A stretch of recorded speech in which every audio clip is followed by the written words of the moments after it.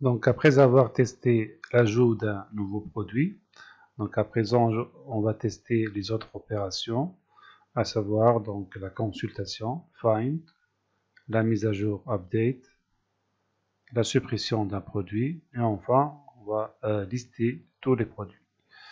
Alors commençons par le find, la consultation d'un produit par son ID. Donc je prends ces lignes. Alors ici, toujours dans la classe produit application test, je vais coller. Alors la méthode s'appelle test find produit. Alors qu'est-ce que je fais là? Je déclare produit P, P de type produit. J'utilise toujours produit repository. Point. Alors je vais refaire ces lignes là pour vous montrer. Alors point find, donc la méthode find by ID. Donc la méthode find by ID accepte comme paramètre l'ID d'un produit. Alors je consulte mes produits. Là, j'ai jusque là un seul produit. Son ID c'est 1. Donc je vais mettre ici 1 et L pour dire à Java que c'est un long, bien sûr. Et je mets point get.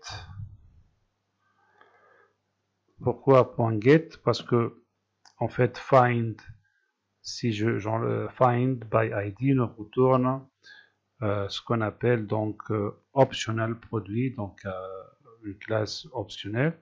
Donc pour qu'elle devienne une classe de type produit, je lance ici .get. Donc si je supprime ça, donc il me sort une erreur type mismatch. Donc pour éviter ce problème, on fait .get comme ça. Et une fois on a récupéré le produit numéro 1, qu'est-ce qu'on va faire? On va l'afficher. Alors en fait, si vous lancez bien sûr system.out.println P, alors donc Java va appeler la méthode toString de la classe produit, contrôle, et voilà, va appeler cette méthode là pour afficher tous les attributs de la classe produit. Alors j'enregistre et je vais tester. Donc bouton droit, sélection bouton droit,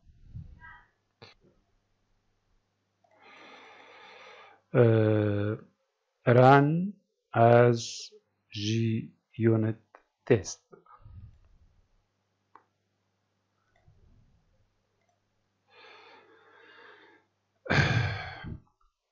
Donc j'agrandis ma console, je regarde ici et voilà, j'ai ici l'affichage de mon produit numéro 1. Donc, très bien, on continue. Alors il nous reste quoi d'autre? Il nous reste la modification, la suppression et la consultation de tous les produits. Je reviens à mon PDF. Alors je vais prendre ici, bon, je vais pas, donc je vais taper ça, c'est plus facile. Je copie cette méthode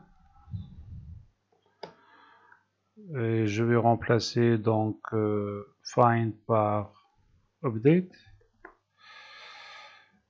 Alors pour faire donc un update, je vais consulter mon produit P et par la suite, alors le produit P numéro 1 et son prix c'est 2200, je vais faire une remise, je vais le mettre à 2000, c'est tout.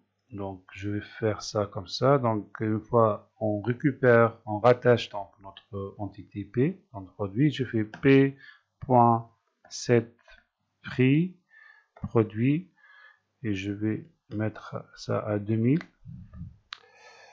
Alors une fois le produit on l'a changé, on va l'enregistrer dans la base de données avec la méthode donc comme on a fait tout à l'heure. On va copier cette ligne là, ça va faire l'affaire. Donc oui, voilà, et j'enregistre donc mon produit P et je peux l'afficher comme ça, voilà.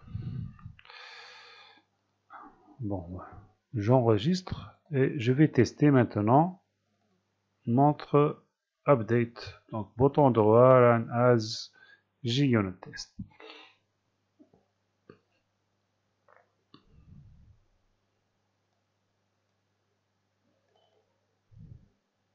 Donc il lit le produit, il lance l'update. Donc je vais aller au niveau de la base de données. On va voir ici que le produit a changé, il est à 2000. Voilà, tout va bien pour le moment avec le find et l'update. Qu'est-ce qu'il nous reste à faire?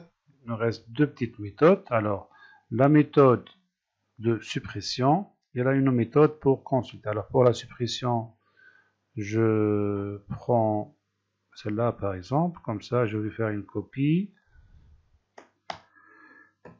Et alors, pour supprimer, je vais l'appeler delete. Et pour supprimer un produit, je vais utiliser mon objet, donc produit repository, point delete, donc delete by ID.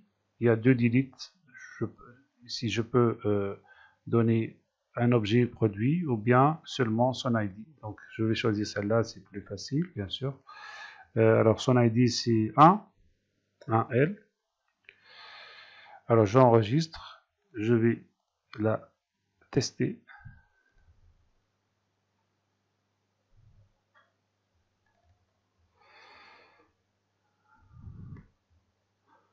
C'est vert, c'est bon. Il lance ici un delete. Donc, je vais revenir à ma base de données, parcourir, et il n'y a plus de produit. Donc, le produit a été bien supprimé.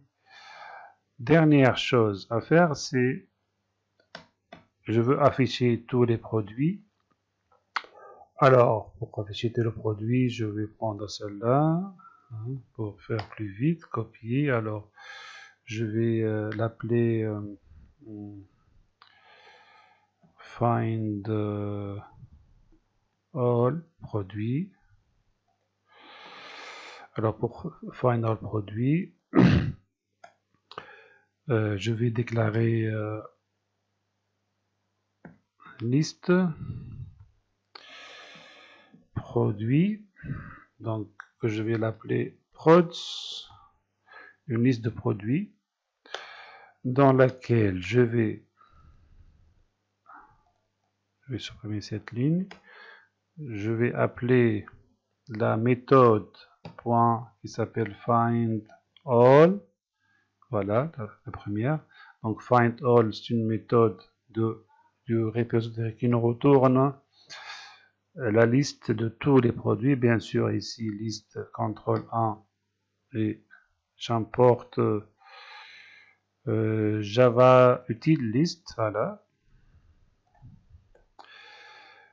Alors, une fois j'ai récupéré mes produits, je vais les afficher. Alors, je vais les afficher avec un enhanced for produit p2.prods. Ça, c'est du Java, donc pour tous les produits qui sont dans la liste prods que j'ai déjà rempli ici, qu'est-ce que je vais faire? Je vais lancer un syso, syso, contrôle espace. Il va nous il va comprendre qu'il s'agit de system.out.println et je vais afficher mon produit. Mais là, alors pour tester cette méthode, j'ai pas alors là dans la base j'ai pas de produit puisque je les ai supprimés. Donc pour ajouter, je vais ajouter deux produits pour faire simple grâce à ma méthode la première méthode, voilà, test créer produit. Je vais lancer celle-là. Je vais lancer deux fois comme ça pour faire, donc je teste.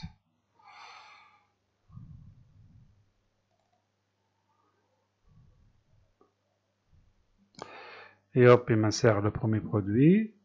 Je ne vais pas regarder dans ma base de données, je vais lui faire confiance pour l'instant. Alors je vais ajouter un autre PC, alors Asus, alors le prix 1500, etc. Je vais ajouter ce produit.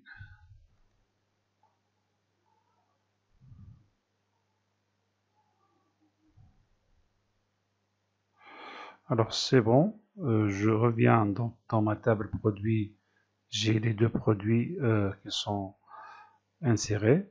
Alors je veux les afficher, le consulter avec la méthode find all produits, test find all produits, bouton droit, run as JUnit test. J'agrandis ma console.